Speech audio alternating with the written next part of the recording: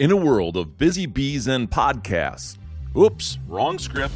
During the recording of the following podcast, no Democrats, Republicans, actors, chemists, dogs, cats, well, you get the idea, were harmed.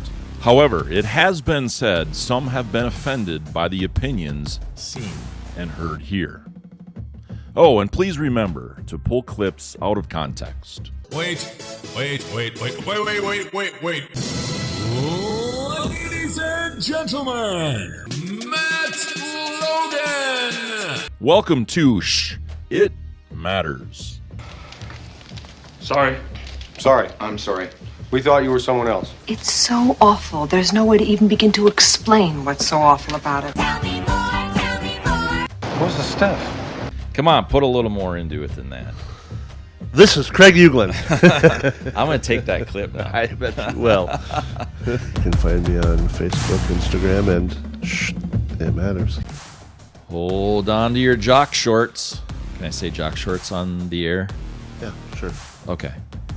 Parents who say their school board censored them suing in federal court. 4 taxpayers in Pennsylvania have decided enough is enough after footing the bill for a school board attorney who told them that the school system could limit their First Amendment rights. The taxpayers filed a free speech lawsuit in federal court that could set a precedence for invalidating policies that shield both school administrators and elected officials from public criticism. Our lawsuit seeks case precedents to establish that citizens cannot be censored or intimidated by government officials for exercising their First Amendment rights at a school board meeting, says Simon Campbell, a former member of the Pennsbury School Board, told the Daily Signal. In their suit, Campbell and 3 other taxpayers whose children are or were enrolled in the Bucks County Pennsbury School District asked the U.S. District Court for the Eastern District of Pennsylvania to strike down school board policies used to censor citizens who dissent. The Institute for Free Speech, a Washington-based nonprofit law firm, represents the 4 plaintiffs. Their suit names Pennsbury School Board officers and their members, as well as the board's lawyers and current and former district officials. Michael Clark, an attorney for the Pennsbury School District who is among the defendants, is on record informing parents and other residents that they don't have First Amendment rights. Let me say that again. This attorney said they do not have First Amendment rights. Craig. That doesn't make any sense to me whatsoever. They're elected officials. Just a minute. They've got to be talking about like a different country. China? Russia. I don't know. But in the U.S. Pakistan? Maybe India, Iran, Iraq. That's Saudi what the Arabia. article is about, right? Right. Oh, no, wait. It said Pennsbury School District in Pennsylvania. United States of America, Pennsylvania? One of the original colonies area. Yeah. Okay. Well, I just wanted to check. Because for an attorney to say that seems interesting if he's an attorney in the United States of America that has a constitution. Follow the money and see who's paying him, which is the school board and the school district, right? It is. Yeah. So he's... Wait, no, which is who? Oh, yeah, the taxpayers. Public. Yeah, it's public enemy. Yeah. Weird. Huh. Who'd have thunk? And it's not exclusive to the school board. I mean, locally here in Rochester, the head of the school board is doing the same thing where you can't come in and speak publicly. They can censor what you're going to talk about. Yeah, they tried censoring it because of a mask policy. I remember that. They some of those things, which is very interesting because, word on the street is somebody at the school, the Edison building, was not wearing their mask, and there are these big mask people. Yeah, the interim superintendent, there's video and pictures of him not wearing his mask inside the school district headquarters. Do as I say, not as I do. It's got to be a deep fake. Maybe they superimposed him. It's got to be it. Yeah. Yeah. But you're running around the school building, aren't you, Craig? And they're superimposing the interim superintendents. Yeah, I actually had a green suit on, and then they just CG'd him in my position. That would be called satire. Those of you who are listening or viewing, that is a joke. Like, it might not be funny because it's not funny, because these are the real things that are happening in real life. And let me lean into this. Pay freaking attention, people, because this is happening. It's happening all over the United States. And frankly, it's happening in these smaller communities they're trying to... What it looks like to me is these smaller communities they're trying to infiltrate them from the far left to literally get rid of the Constitution of the United States. And there's only one way to really do that, and that would technically be called civil war. Yeah, they're censoring any opposing views. This isn't done. This isn't going to end in the school. And I think they talked about it in this article, or maybe another one, where this will set a precedence because it's going to be in a federal district court. And I just don't know how a public school, during public comments, can control what taxpayers say. Did you watch the actual videos? I watched several videos of this particular. Not of this particular one. It's really worth it for you to go do that. And if you're watching or listening, we'll have a link here that's attached. You can go on that link for that article and watch the videos in that link. So there's a couple videos in there. I did watch them. It's like it blew my mind. I'm thinking that this article is super hyperbolic. They're blowing it out of proportion. They're all these things. And, they weren't. They literally, the guy on the board that they're talking about in this article, one of them, he said, "You're done." He said, "You're out." And he said, "Okay, we'll see you in court." And then they filed a lawsuit. So the speaker wasn't being unruly or rude or overly aggressive. They were just speaking their opinion. So here's the interesting thing when you say it like that. Who's going to define that term? It's all subjective, but... So was he throwing things or swearing at them, or like right. where clearly doing it was something you wouldn't do in front of a 4-year-old or your grandma? No, I would totally do. Were they upset? Yes, for sure they're upset, and they got to that place because passionate, yes, and passionately upset. It would maybe be another way to put it, because they were excited to be there. Yeah, that's okay. But they kept getting shut down, and they weren't being heard, and all these different policies were being. Well, in fact, one of the positions in this article, it talks about how he was elected into this position that never used to exist nor needs to exist. And so all these things are happening, and the parents are starting to say, no. Enough is enough. Enough is enough, and they're trying to be heard, and they kept shutting him down. So finally, they had to say, "We're going to sue you." Right. And here's the thing, that it's bigger. It's bigger than this school district, like you said. Oh yeah, this is all over the country. I'm glad you brought. It's all over the country, but not only is it all over the country. Here's what Pennsylvania itself did. The Pennsylvania School Boards Association leaves the national group after it asked Biden for help handling threats. Now listen to this. The governing board of Pennsylvania School Boards Association. So let me say that again. The governing board of the Pennsylvania School Boards Association will no longer be part of the national group after the counterpart asked for federal help with threats from the Biden administration. So the Pennsylvania statewide oversight group is backing away from the national oversight group. Yes. Because the national oversight group wants the Biden administration to step in. Not only do they want to, they asked the Biden administration, and the Biden administration did send a letter out to these schools, I think nationally, and saying that these parents would be prosecuted as domestic terrorists. So the Pennsylvania statewide oversight maybe has some common sense and understands what the First Amendment's about, that the parents do have a right to speak their mind, Yes. as long as it's civil, which that's just civil, yeah. So the statewide from Pennsylvania actually may have their stuff together. It looks like they might be figuring it out. But the national organization is crying because they're scared. Yes. And Okay, just wanted. Yes. I really wanted to dumb that down for myself. Made sure I and heard for that nobody right. else. No, that's just for me. Yeah, totally. And the thing, You can use that for a soundbite too. yes, That's props to Pennsylvania. I wonder if there are any other states that are like, no, why would we trample on people's First Amendment rights? Our students' parents' First Amendment rights.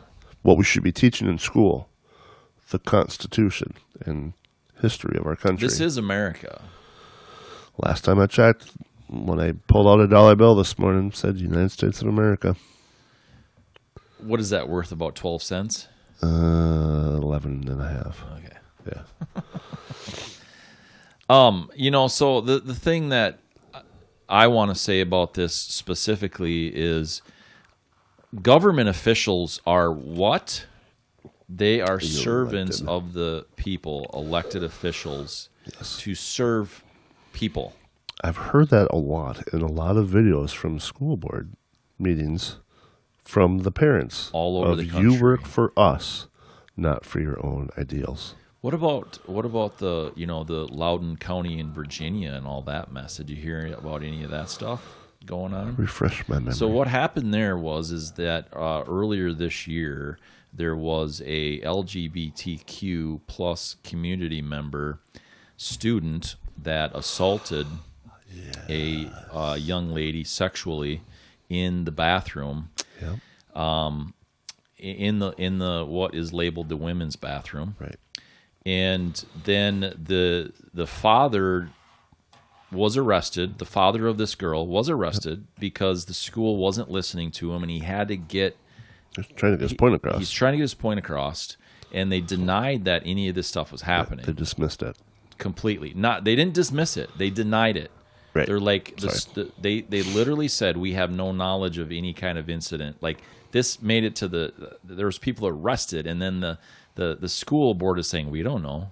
Huh? And I believe former President Obama downplayed this and said it was political theatrics, not quoting him verbatim, but basically made a mockery of it. Yes, that is correct. When he was trying to prop up McAuliffe Okay, as governor, I think is when he said it, right? sure. Oh, yes. When he was He was on the campaign trail for campaign him. trail and Yep. trying to prop him up, and Yep. yeah. So, Pretty affluent in sarcasm. So, in case you missed it, yeah. Yeah. this is what's happening in the trenches. This is what should be national news because we do live in the United States of America. We do have a constitution that says this kind of stuff. They need to be heard in a public setting, and all these things. And all they're trying to do is they're changing. I mean, I've literally seen it happen in my lifetime. I remember, let me tell you a little story. I remember thinking that my grandfather was crazy. And this is why. I heard it's generational. It's definitely generational. Yeah. Skips a generation and then hits, so that'd be me. So he said, I was looking in my dictionary from, actually, I believe it was around the year I was born. And I don't remember the words that he was specifically looking up. And this was in about 2015, 16 that he was telling me this story. He's now passed away. But he was telling me the story. He was looking in his dictionary, and he looked up at the current definition of the word, and he said, I want to show you this. And literally, they were changing the definition of the word from 40 years prior. And that word is? I can't remember the word to save my life because I thought he was crazy. I'm like, no. This is, you're just, trying to, you're old and, you want to just have this story, right? And so, but then now I see it in literally happening right in front of our nose constantly. Step back and look at the big picture. And this goes to show, so I was a little more sensitive to elections because I ran for city council last year. And unfortunately, I didn't win. I did catch that, by the way. Yeah. I've been reminded of that a few times. But No, what you just said. Oh, How okay. you said it. Oh, yeah. I got it. But,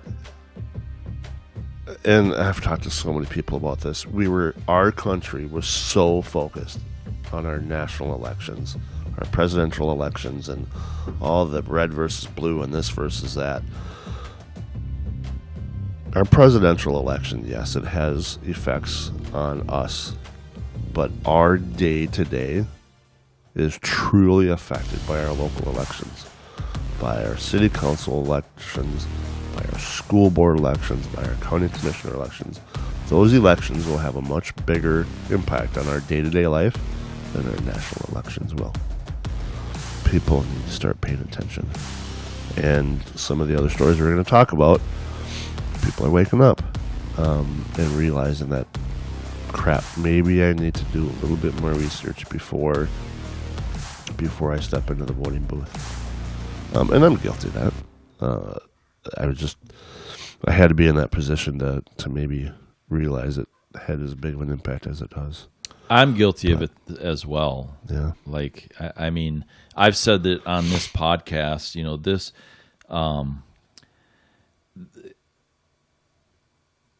they made me look. Mm-hmm. And now I can't unlook. Yeah. And that's to their detriment. Yeah. And I'm glad they made me look.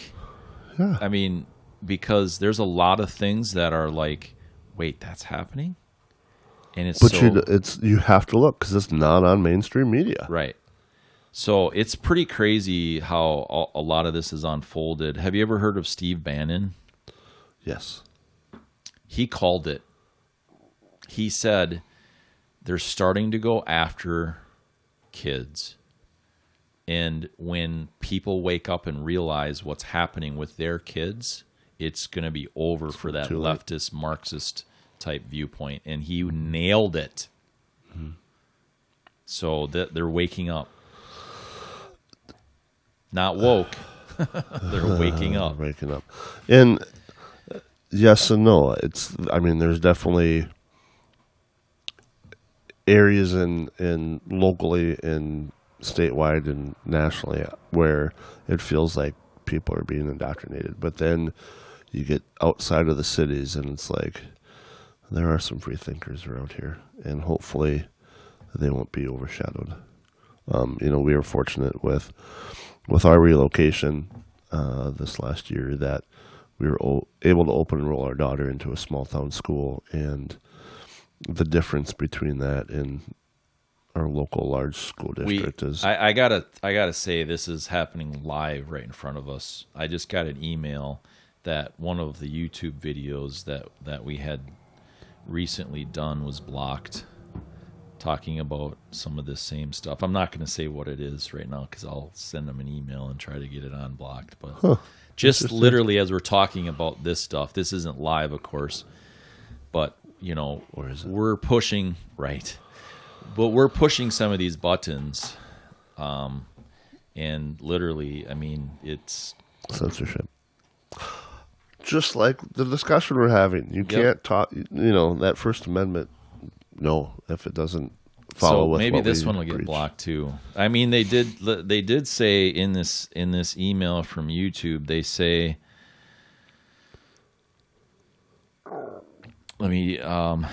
your video has been blocked and can no longer be played on YouTube. This is not a copyright strike. This claim does not affect your account status. So they're literally just taking the video off and not giving me a strike for it. But this is and they say how to unblock your video and blah, blah, blah. You have to go through all these steps and prove and blah, So the email is from YouTube. From YouTube directly. Mm-hmm. Yep. Apparently we touched a nerve. Yeah, we'll see where this all unfolds, but this is exactly the point. And if you're so scared of what other people have to say or opinions, then I'm sorry, you're probably the one that's in the wrong. Mm-hmm. And I've learned that very significantly in this podcast specifically because I have reached out. It's not a left or a right thing on this podcast. It's not any of that. It might turn into that because they're forcing the hand. Right. But it's like they won't come on the podcast. And I say anyone from the left.